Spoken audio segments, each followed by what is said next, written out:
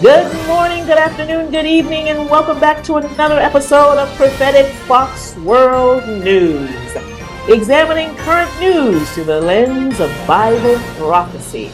I'm Janine Fox. Well, welcome back to Prophetic Fox World News, friends and family. How are you doing today? Today we're going to talk about the current situation where we are with the war on drugs with President Donald Trump's invasion of Venezuela. There was news that President Maduro escaped to Brazil as President Trump issued a no-fly zone over the nation earlier this week. Is he ready to invade? Supposedly there has been some behind-the-scenes talk of concessions and guarantees that were required for Maduro to step down in place of someone else. What has the Argentinian government responded? Well, we're going to find out all about that, plus details that you must know behind the scenes that affect the whole situation, so you can know the truth and all the truth when we come back.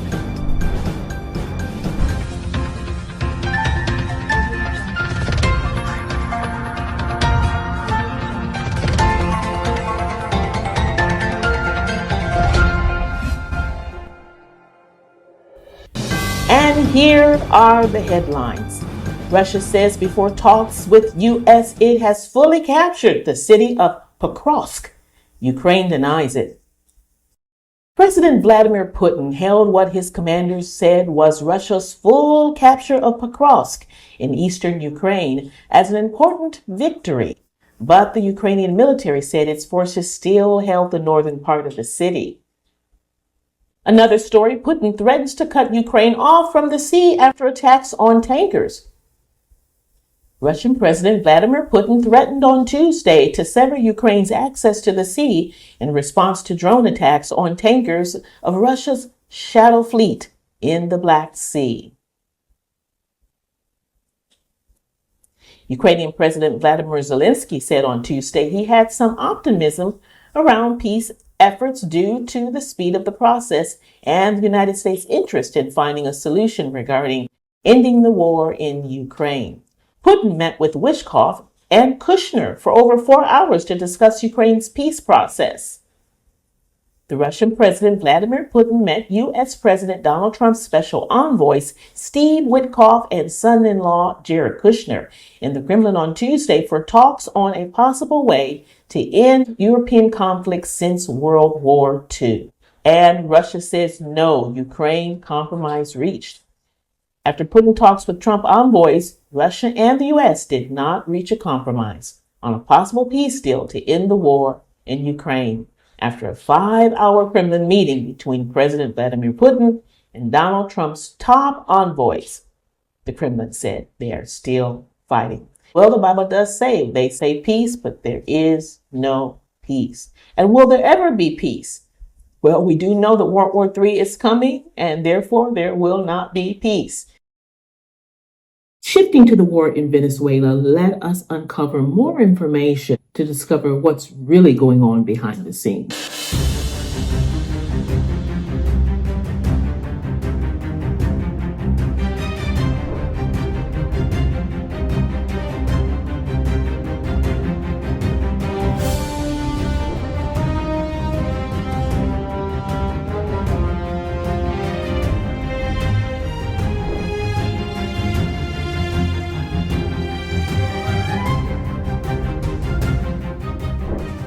As the Caribbean region grappled with heightened political tension, Venezuelan President Nicolas Maduro decided to publicly address President Donald Trump with a direct and forceful message regarding Venezuela's position on the matter. During a major rally held in the heart of Caracas, Maduro emphatically declared that the people of Venezuela stood united, fully prepared to defend their nation against any potential actions that President Trump or the United States might take. He went on to level a sharp accusation against the United States, claiming that the Venezuelan people had suffered what he described as psychological terrorism, orchestrated by prolonged American aggression. Maduro made an impassioned vow of absolute loyalty towards his country, stating unequivocally that he was fully prepared to personally fight in defense of Venezuela's sovereignty and independence. This wave of declarations followed the publication of a Reuters report, which provided detailed insights into Maduro's plans on how he would resist and respond in the event of an invasion by the United States. Facing the reality of an underfunded and sparsely staffed military, Maduro was reported to be prepared to use tactics of sabotage against US forces, a move revealed by Reuters as part of his proposed defensive strategy. The Reuters report further explained that Maduro's strategy would involve fostering anarchization, the deliberate creation of chaos and disorder in Caracas, with the intention of making Venezuela impossible for foreign powers to govern. We have lived through 22 weeks of an aggression that can be described as psychological terrorism. These 22 weeks have put us to the test, and the people of Venezuela have shown their love for the homeland. If 22 weeks ago we loved Venezuela, today we love her infinitely, and we are willing to continue defending her and to lead her down safe paths of peace. I have bad news for the empire. I have very good news for the people. It is not one man. I feel immense satisfaction in saying, it is not Maduro, it is an awesome people, ready to fight for this homeland in the years and decades to come. Maduro's bold statements directly followed a high-level security discussion convened by President Trump regarding Venezuela, which was held on December 1st. The White House has not released any official details about what actually transpired during that security meeting, but it did publicly state that options remain on the table. Previously, President Trump had issued warnings to Maduro that U.S. land strikes could potentially take place targeting suspected drug traffickers reportedly operating in and around Venezuela. The controversy over the first U.S.-led boat strike, which occurred on September 2nd, was also acknowledged in statements from the White House, as officials addressed the unfolding situation.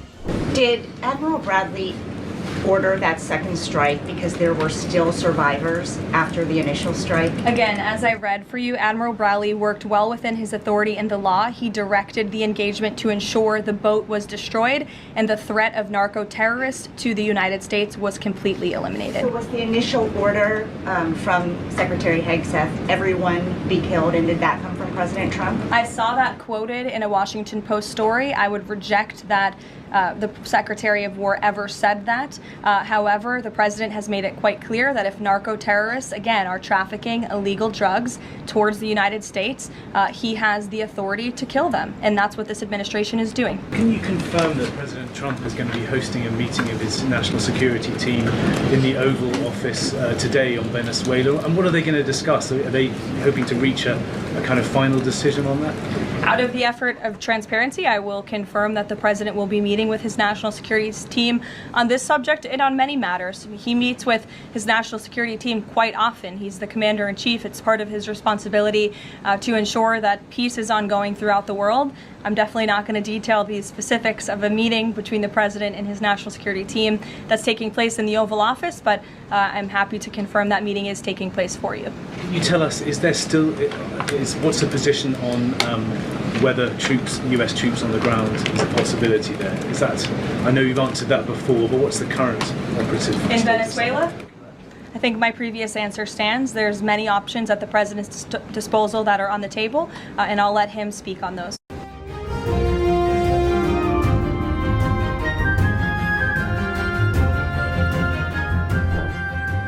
Reportedly, President Trump personally requested that Maduro vacate the presidency and depart from Venezuela by the end of November.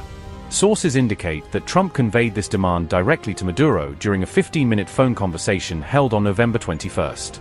During that call, Trump set a firm deadline, instructing Maduro to leave Caracas by November 28th, as detailed in the Reuters report. According to accounts, Trump suggested Maduro could choose any destination he preferred and take his entire family with him, should he agree to depart. Maduro allegedly responded by saying he would only consider leaving Venezuela if President Trump could guarantee comprehensive legal amnesty for him. In addition, Maduro demanded the complete elimination of all U.S. sanctions against Venezuela as a condition for his departure from Caracas, according to reports by TASS. Multiple reports indicated that Maduro proposed a compromise to resign from office within 18 months, but President Trump rejected this alternative. Sources claim that Trump insisted on immediate action, telling Maduro he must leave Caracas at once or face the possibility of a forced regime change. Once the deadline passed and Maduro remained in Caracas, President Trump publicly announced a significant decision regarding Venezuela. On November 29th, Trump took to Truth Social to declare the closure of the Venezuelan Air Force, signaling a new phase in U.S. policy towards Venezuela. The very next day, November 30th, Trump confirmed that he had spoken with Maduro by phone, but chose not to share specifics about the conversation or its content. President Trump later clarified that his statements regarding Venezuela's airspace should not be interpreted as a warning that military strikes were immediately forthcoming. CIA and the U.S. Special Forces were outed, trying to basically capture or kill Venezuelan leader Nicolas Maduro. All of this comes as the United States military now, according to the latest numbers, has 15,000 troops in the region, 11 battleships. Probably that's very, very low and conservative number that we're hearing about. Colonel Douglas Macgregor, host of the National Conversation, joins us again here on the show to talk about the latest developments. First of all, Colonel, good to see you. Let's talk about the CIA piece of this first. We know from our own reporting and confirmation here on this show that CIA has been actively involved in regime change operations there for many, many years. This is not a surprise at all. And we also know that the U.S. Special Forces have been there and, in fact, clashing with the CIA in years past. I can confirm on this show that members of the U.S. Special Forces were killed in these clashes as a result of what the CIA did to them. So this is not new, but what is your take on this going after Maduro in the past 48 hours? Well, it's turning into a clown show. The fact that we're here talking about it, it's public knowledge, and that we know it's failed is not a good thing. This is the sort of thing that if it is even remotely effective, nobody knows about it, Clayton. Right. Unfortunately, we failed at this task so many times. This goes back to Hugo Chavez. We have always wanted to replace the government in Venezuela with a government that would do what we want. And what do we want from the government of Venezuela? Well, not only do we want access to the numerous resources, the oil, the gas, the gold mines, the emeralds, lithium, rare earths, and the rest of it. We want them to stop supporting or assisting other nations in the region, especially Cuba, that's very dependent on lots of cheap energy just to survive. Cuba is on its last legs, incidentally. It's really in poverty and suffering terribly. And we have people in the administration that think this is wonderful timing because not only could they bring down the regime in Venezuela, they could bring down the regime in Cuba and potentially in other states. I think they're delusional, but this is not unusual inside the Beltway in Washington. And right now, the whole idea is that you launch a coup, you replace Maduro at the top. Now, Maduro is not stupid. He doesn't sleep in the same place every night. He doesn't use the same phone. He moves around frequently. He's surrounded by very fine bodyguards, some of whom are Russian, some of whom are Cuban, some of whom are other kinds of mercenaries. The Russians have helped the Venezuelans a great deal, and the Russians have been paid in gold for it. People don't understand that. The Chinese are a little less enthusiastic because Maduro owes them a lot of money and hasn't paid them. I guess my point is the theory is that we can rush into Venezuela, we can install this new government, and then the thousands of troops that you're mentioning, most of whom are sitting up in Puerto Rico, can be brought in as a stabilization force to maintain peace and order while the country changes governments, and that this new government will induce loyalty to itself and to us. I think it's a very, very slender reed from which to suspend any military plans because I'm not sure any of that is attainable. And this is the big problem. I spoke recently with someone who spent 9 years of his life down in Venezuela. He's an intelligence officer. And he said, Doug, these people are not going to roll over for us. They may not necessarily all love Maduro, but they're not going to accept somebody shoved down their throats. And they're increasingly gaining support from all of their neighbors, even Colombia. The Colombians don't particularly like Venezuela, but the Colombians and the Brazilians and others are all willing to pitch in and help, which means that let's assume we get ashore, the Marines take the airport right on the coast very quickly, and then we start flying in troops, and those troops then start spreading around, preparing to go to Caracas, and then we start losing people. The question is, how many Americans in uniform can you lose before someone on the Hill or someone in the media finally says, wait a minute, we didn't sign up for this. This is turning into a disaster. What do you need for a disaster? One Chinook helicopter, one UH-60, who knows how many carrying troops that suddenly are shot out of the air? Can we identify all the air and missile defenses? Can we identify the placement of all the radars? Can we find all the strike weapons that can be aimed at the ships at sea? In other words, what's the tolerance for casualties and losses in Washington?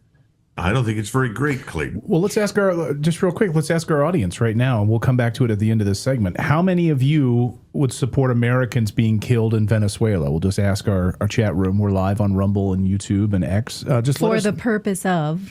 the purpose of regime change. It doesn't really doesn't matter, right? Regime change, a new government, deposing Maduro. Well, it matters what they're selling us. They're selling us an idea that you're saving some nice suburban mom from her son drug overdosing. That's right. That's what I mean. It's so far-fetched. It's so stupid that I don't know who would. Look, Natalie, you're right. All you have to do is go on the website for the Drug Enforcement Agency. Read the reports that are posted there. They'll tell you that less than 4% of the quote-unquote drugs, that's cocaine and other things, come out of Venezuela. And by the way, most of it ends up in Africa or Europe. Now, I'm not saying we shouldn't care at all, but what I'm trying to say is this business of mentioning fentanyl, which comes overwhelmingly, practically 100% out of Mexico and kills hundreds of thousands of American citizens, that's a different kettle of fish. The question should be, if it's coming out of Mexico, what are we doing about it? Why are we sailing all the way down to the Caribbean basin to deal with Venezuela? Well, that's because this is not about drugs. This is about resources and oil. And also we want to exclude China, Russia, Iran, or anybody else we don't like from doing business in the Western Hemisphere. We've never had much competition in the Western Hemisphere. All of a sudden, we have to compete. We don't want to compete. We want to enjoy the spoils as the major power. This is going to backfire on us. People that would normally not have paid any attention to Russia or China or anybody else are now going to turn around and say, we'd much rather do business with you than the Americans who invade our countries. Well, beloved, the Holy Spirit has put such a grieving in my spirit whenever I think about this war in Venezuela. I believe it's a trap for the United States that can also be a very possible trigger to World War III. We find ourselves now in a battle with Russia and China indirectly because they have long-term interest in the country over many years. Russia has already been pointing her missiles toward the U.S., and now China, as of this week, is saying that she has special interests forbidding President Trump to touch the nation. This is a death trap. And beloved, we need to pray. If there's any ignition of war, it could be because of this situation. So we pray that President Trump will proceed very carefully now. He's not only dealing with Venezuela, but he's dealing with Venezuela's big brothers. Could it be the war in Venezuela that triggers World War III? I would like to hear your response. Tell me in the comments below. What do you feel? Yes or no? Tell me, how do you feel about this war in Venezuela? Do you believe that the U.S. should be entering Venezuela? Do you believe that it's all about drugs, or that it is more about obtaining the oil, as you've seen from our reports today? And do you believe that the United States should bring in all of her troops to Venezuela to fight the drug war? Well, I'm very interested to hear what you have to say in the comments below. Well, thank you for joining Prophetic Fox World News. We'll be back later for more very important news as the situation gets hotter. But until then, let's continue to pray about the situation and look up, because the days that are passing, we're only closer to the coming of the Lord. Thank you for joining me. Shalom.